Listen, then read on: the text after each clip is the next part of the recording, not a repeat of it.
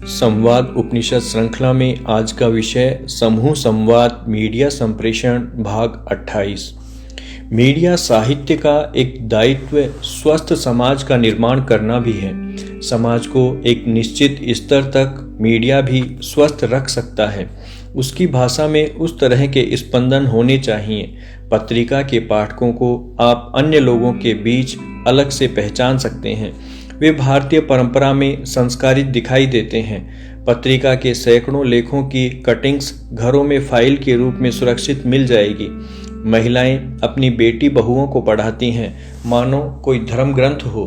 पत्रिका ने आस्था अर्जित की है। एक बोधपूर्ण समाज का निर्माण करता आ रहा है, करता रहेगा। माननीय उच्च न्यायालय भी पत्रिका के समाचारों को स्वयं प्रसंज्ञान लेकर याचिका मानता रहा है। ध्वनि शब्द भाषा। मैं शरीर नहीं हूँ, मैं आत्मा हूँ और मुझे अगर जीना है, अगर मुझे इंसान के रूप में जीना है तो सबसे पहले मुझे पेड़ बनकर जमीन में गड़ना पड़ेगा। और जब मुझे प्रसार करना है, विस्तार करना है अपना, तो जो लिख रहा हूँ उसमें भी मेरा मन, बुद्धि, शरीर काम आ रहे हैं, लेकिन क्या मैं भी उसमें जुड़ा हूँ? इन तीनों के अलावा इसको समझना पड़ेगा।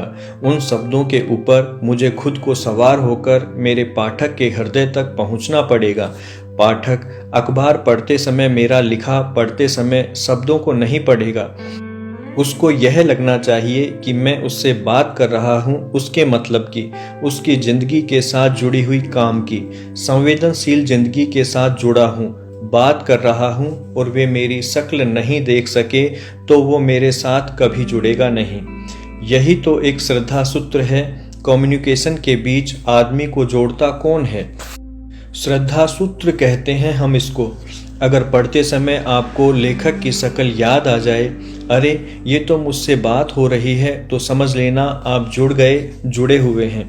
सबसे महत्वपूर्ण बात हुई इस कम्युनिकेशन की सूत्र में, वो आपकी भाषा है। जोड़ने का जो काम कर रही है, समाज में जो आपको विस्तार देने का काम करे, वो भाषा है। हमारी तकलीफ है कि हमें भाषा के बारे में कोई कुछ नहीं बताता। हमारी एक एक बात का स्वरूप अलग अलग लिखा हुआ है।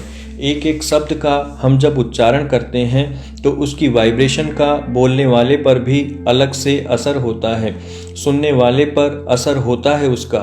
इसलिए तो हमारे यहाँ इतने मंत्र हैं देश में, और हर मंत्र का एक पर्पज है। आप इस भाषा को कभी कभी इस एंगल से देखना कि भाषा है क्या चीज़। मेरी जिंदगी, मेरा ये शरीर ध्वनि से बना हुआ है और आकाश का गुण है नाद, ध्वनि।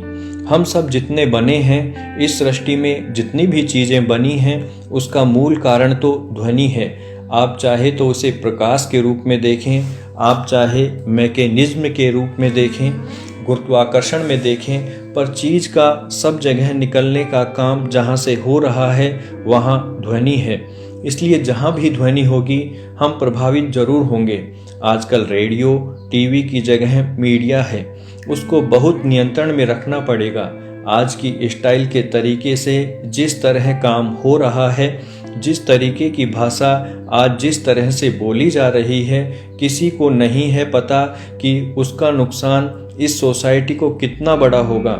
आपको नींद भी आ गई और कोई चीज़ चल रही है, उसकी आवाज़ आपको असर करेगी। आप चाहें या नहीं, आपकी मर्जी नहीं चलेगी।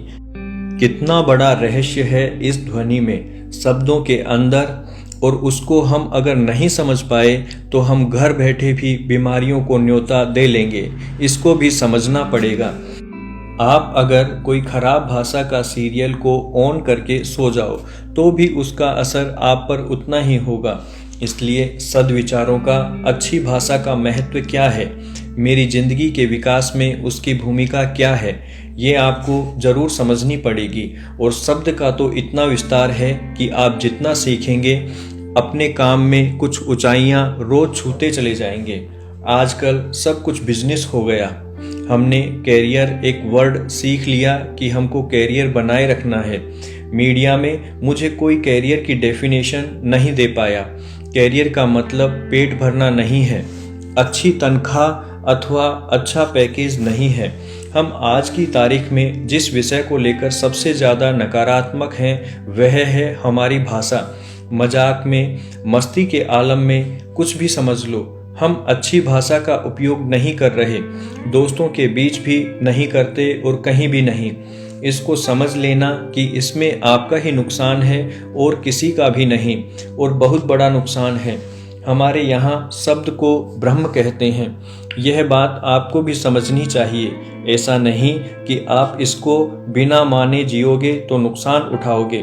इसलिए शब्द का अर्थ क्या है, ध्वनि का अर्थ क्या है, तरंगों का क्या है इसमें। तरंगों से ही हमारा शरीर बनता है। पेट में भी जब हम बड़े हुए तो भी तरंगों से ही बड़े हुए, और आज भी जो जी रहे हैं, अपने आप को बनाए रखे हुए हैं, स्थिर कर रहे हैं, ये सब तरंगों से ही कर रहे हैं। इसलिए हर ध्वनि का असर हमारे पूरे शरीर पर होता है। आप बोलेंगे तो भी हो रहा है, मैं खुद बोल रहा हूँ तो भी हो रहा है, हम सब चुपचाप बैठे हैं, ये तीनों बोल रहे हैं तो भी हो रहा है। ध्वनि हमेशा चारों ओर ही घूमती है। लाइट तो सीधी लाइन में ही चलती है, आप उसे रोक सकते हो पर ध्वनि को नहीं रोक सकते। सर्कल्स बनते हैं इसके, जैसे पानी में कंकर फेंकने से सर्कल्स बनते हैं, ठीक ऐसे सर्कल्स ध्वनि के बनते हैं, और इसको कोई ताकत रोक नहीं सकती। ये तो चारों ओर घूमेगी ही घूमेगी। महिला लेखिकाओं से यह मानने का कोई अर्थ नहीं है कि महिलाएं पीछे हैं, खासकर अभिव्यक्ति के क्षेत्र में। अगर हम इतना भी आगे कदम उठा चुके तो उसका प्रतिफल भी दूर तक दिखना चाहिए। बाहर से आने वालों को भी यह नज़र आना चाहिए। हमारे शहर में जितने भी सामाजिक रोग हैं, उनके साथ संघर्ष हवा में दिखना चाहिए। महिला लेखिकाओं की कलम एक युवा को प्रेरित करे और वह संघर्ष करे समाज की बुराइयों से। लेखिकाओं को सुरक्षा व सम्मान जितना मिलना चाहिए वह पूरा मिले, मांगना नहीं पड़े, बिना मांगे मिले। समानता का जो एक लेखिका के साथ व्यवहार होना चाहिए वह बना रहे। मैं समझता हूँ तब जाकर आप लोगों के काम की सार्थकता है। यह सब हम क्यों कर रहे हैं? क्योंकि पेट भरने के लिए नहीं लिखा जाता। बहुत ही कम लोग होते हैं जो पेट भरने के लिए लिख पाते हैं। सब लोग लिखते तो हैं, लिख सकते हैं, लेकिन पेट नहीं भर सकते। मैं यह भी नहीं मानता कि आप में से कोई पेट भरने के लिए लिखती होंगी। हो सकता है 5-10 हों जिन्हें अपवाद की श्रेणी में रखा जा सकता है, लेकिन एक अभिव्यक्ति देने की बात है, भावनाओं को प्रकट करने की बात है, जिसके लिए हम लिखने को अपना माध्यम बनाकर बैठे हैं। मेरा आप लोगों से अनुरोध है, पहले हम भी एक संकल्प करें कि अपने लेखन को एक दिशा देंगी, लेखन का एक लक्ष्य बनाएंगी।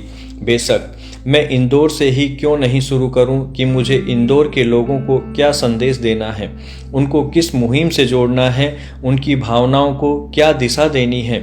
इस तरह का संकल्प करने के बाद ही लिखें। संकल्प बहुत स्पष्ट भी हो और बहुत दृढ़ भी हो, फिर उसको कोई झोंका हिला नहीं सकता। इतना मजबूत संकल्प हो, फिर मैं दावे के साथ कहता हूँ कि आपकी लेखनी में 4 चांद लग जाएंगे। आपकी शब्दावली स्वतः ऐसी प्रकट होगी जो पहले कभी शायद आपकी लेखनी में नहीं आई होगी। आपको अपनी लेखनी में खुद सम्मान नजर आएगा, संवेदनाएं स्वतः आ जाएंगी। एक अलग तरह का विकास होगा। वह कहाँ से आएगा? वह उस संकल्प से आएगा। संकल्प के बिना कोई भी कार्य नहीं हो सकता। आप घरों में किसके आधार पर रह रही हैं? अपने संकल्प के आधार पर, और कोई आधार नहीं है आपके पास। जब भी आपने अपने घर को, माँ बाप को छोड़ा होगा तो उस संकल्प के सहारे नई दुनिया में गए, नए लोगों के बीच में जाकर अपना घर बसाया, अपने जीवन को खड़ा किया और आज स्वामी भी बन गई वहाँ की। पर वह संकल्प है उसका आधार, वह संकल्प ही तो धर्म है। अपने जीवन के अनुभव एक चीज है, उनकी अभिव्यक्ति एक चीज है। वर्तमान जीवन दूसरी चीज है। जो हमने पहले नहीं देखा वो आज देख रहे हैं। जो आज हमारे सामने है हो सकता है कल नहीं हो। कल और कोई नई भूमिका बनाकर हम काम करें। संकल्प तो पहली शर्त है। जो बहुत स्पष्ट भी हो और बहुत दृढ़ भी, बस वो ही आपका धर्म होगा।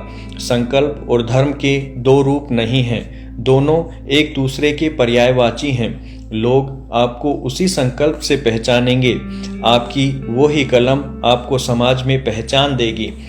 इसलिए अगर लेखिका धर्म से जुड़े रहना है, आगे बढ़ना है या ऊंचाइयां छूनी हैं, तो मुझे संकल्पवान होना है। वो संकल्प मेरी कलम में, हर अक्षर में मुझे टपकता हुआ दिखना चाहिए।